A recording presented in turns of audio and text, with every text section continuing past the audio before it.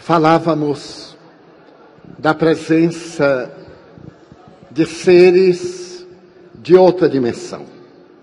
Desde que o nosso sistema acercou-se de Alcíone e penetrou na grande camada de fótons, surge naturalmente o intercâmbio entre aqueles que habitam essa estrela e, convidados pela misericórdia de Jesus, vêm ter conosco para impulsionar o desenvolvimento do nosso planeta.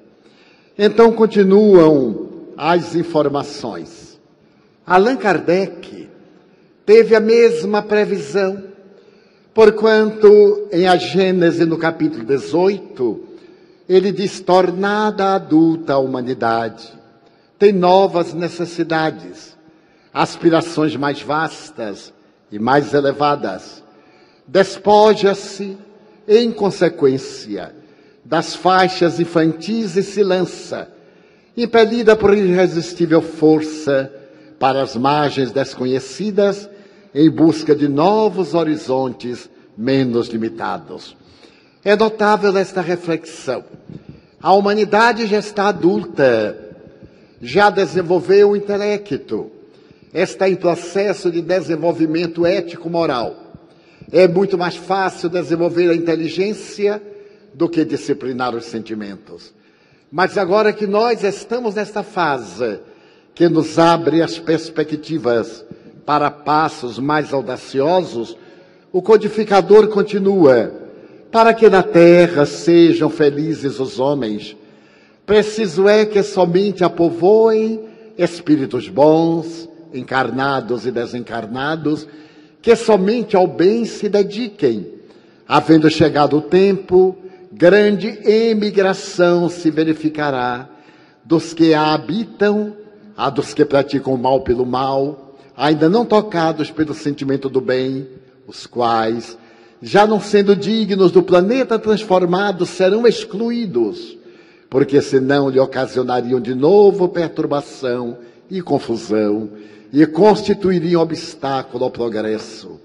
Substituí-los-ão espíritos melhores, que farão reinem em seu seio a justiça, a paz e a fraternidade. Então asseveram os espíritos que nesse período da grande transição, o que já vem ocorrendo, espíritos nobres, do período de Péricles na Grécia, os grandes trágicos, do período de Sócrates e de Platão, os grandes sábios da antiguidade, Forri, Confúcios, Anaxágoras, Siddhartha Gautama, Krishna, Arjuna, eles mergulharão na matéria para darem o grande passo para que haja o que a Bíblia chama o Armagedon. Armagedon é um vale, o vale de Josafá, que fica numa região de Israel, entre a Palestina e o mundo exterior, o Oriente Médio. Então as tradições bíblicas asseveravam que ali se travaria a última batalha, a batalha do bem, a batalha do mal. É naturalmente uma proposta mítica, porque hoje as armas inteligentes não necessitam sequer das criaturas. Mandam-se os mísseis com uma exatidão quase de 90%. Mas Armagedon hoje é a terra, é o vale das paixões, em que se travará a grande batalha do bem e do mal. Estarão reencarnados espíritos nobres, aqueles filósofos pré-cristãos, que vieram no período de Caio Augusto César, o grande pioneiro de uma renovação, quando Jesus nasce. Então Salúcio, Mecenas, Tito Livio, Virgílio, estarão reencarnando-se. Reencarnar-se-ão os grandes pensadores neoplatônicos de Alexandria, os grandes pais do cristianismo primitivo, os renascentistas. Já existe neste momento em que a música se transformou no grito dos desesperados, o retorno à música erudita, os clássicos, a beleza das mensagens sinfônicas, a música das estrelas, a arte, asseveram que esse século é da arte, do amor, da religião, da beleza, como o anterior foi da ciência e da tecnologia. Essas duas doutrinas, a tecnologia de ponta e a ciência, estarão a serviço do homem, ao invés do homem estar a seu serviço. Estará a benefício da humanidade, tornando o mundo melhor, superando as doenças infecto-contagiosas. É curioso notar-se que algo recentemente, o jornal A Folha Espírita, dirigido pela doutora Marlene Nobre, entrevistou um jovem, amigo de Chico Xavier, a quem o médium teria feito uma notável revelação. E a revelação do Chico parte daquele momento da corrida armamentista entre russos e americanos à margem da Terceira Guerra Mundial. Então Emmanuel lhe teria dito que Jesus reuniu-se com os guias do sistema solar e pediu para a Terra um prazo de 50 anos. Poderão encontrar na internet. Esses 50 anos terminam em 2019, em que as criaturas humanas, principalmente no planeta da Terra, porque é um planeta colossal, particularmente no Brasil, deveríamos lutar para criar uma nova psicosfera e apressar o processo do mundo. Então, Jesus conseguiu o prazo e espíritos nobres reencarnaram. Emmanuel, no ano 2000, deve estar com 10 para 11 anos. Qual será a notável missão de Emmanuel? O espírito Joana de Ângeles programa-se para reencarnar a partir possivelmente de 2015. Qual será a tarefa dessas entidades nobres que deram centenas de anos? Adolfo Bezerra de Menezes, que estaremos completando seus 180 anos de nascimento em 29 de agosto próximo. Dr. Bezerra reencarnando-se. Que será a proposta sublime de um espírito dessa talha, que a convite de Maria Santíssima, quando completou 50 anos desencarnado, foi oferecido para ele escolher no sistema solar onde desejaria reencarnar-se. E o Dr. Bezerra disse: enquanto houver lágrimas e sombras na pátria do Cruzeiro do Sul, eu pedirei à Mãe Santíssima que me permita continuar atendendo os filhos do Calvário que choram, os que sofrem na pátria brasileira. E então ela aqueceu.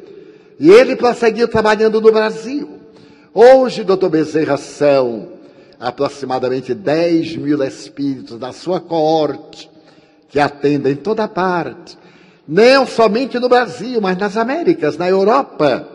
Porque onde existe brasileiro espírita, há uma ternura imensa por Dr. Bezerra.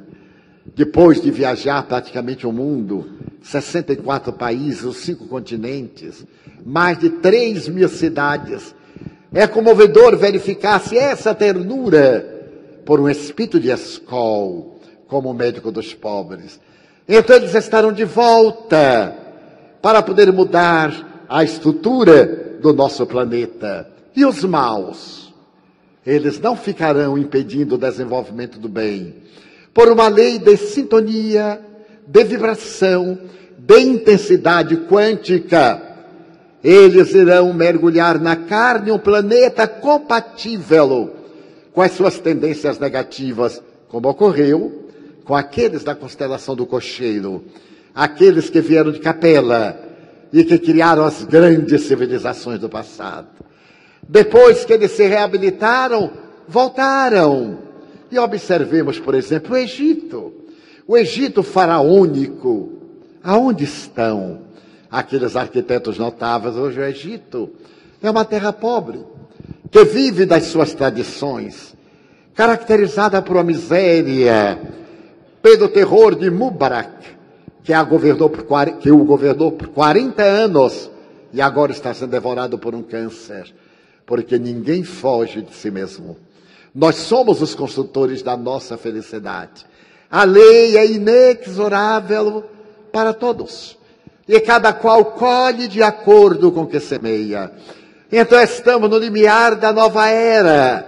Os maus não encontrarão campo e os bons passarão, como diz o codificador, a criar um planeta perfeitamente transformado. A época atual, disse ele, há 100 anos, porque a Gênesis foi publicada em 1868. Então, a época atual é de transição.